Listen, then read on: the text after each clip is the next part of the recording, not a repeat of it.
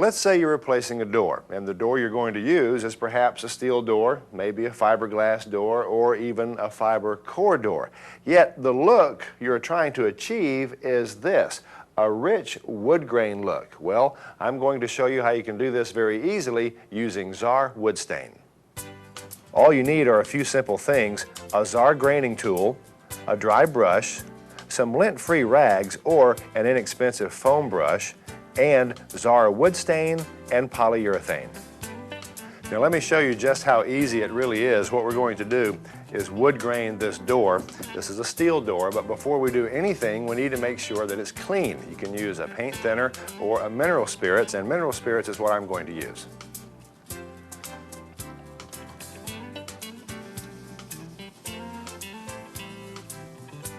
Now I'll work on just one section at a time, beginning with the inside panel. I'll wipe on a thin coat of stain, like this, and then draw the graining tool down using a rocking motion to create the wood grain pattern.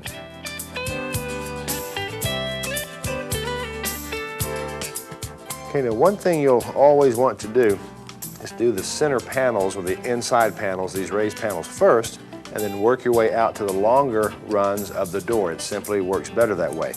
Now, something I did not mention to you earlier, there are areas where the graining tool will not reach, and those areas are right in here. And sometimes you'll get puddles of stain down in there, but that's not a problem. All you have to do is get a dry brush and work those puddles out and simulate the grain.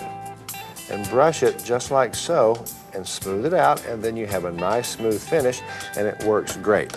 Now, as far as graining the longer panels, there really is no one way to use the graining tool. It's up to your taste. Just don't get carried away with the rocking of the tool, and it'll end, well, also don't push it sideways. There's an oops there, but that's one of the beauties of this product. You do not have to worry about it. You just come back with fresh stain. Watch this. Fresh stain all the way down on this cheesecloth, and start over, and then try not to make an oops again, Pat.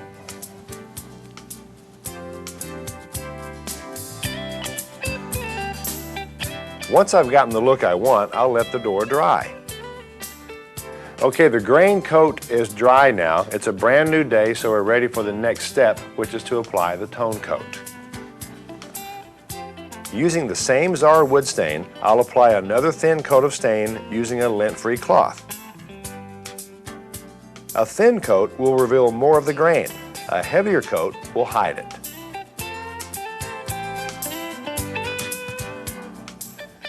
This really does look like wood. Use a dry brush to feather out any streaks or lap marks, and then simply let the stain dry. Finally, we need to apply a protective finish.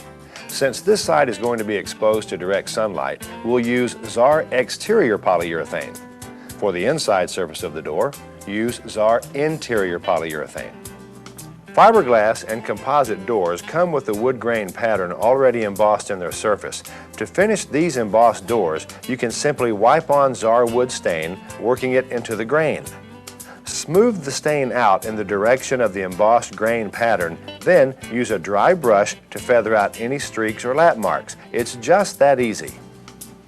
Now here's an important tip for you. Whenever you're working with solvent-based paint finishing products, you need to dispose of all of the waste, the rags, the brushes, etc., properly. What we're going to do is put them in a can, and then we want this to be a sealable can too. After everything is in the can, we'll fill it with water, we'll seal it, and then we'll dispose of it properly.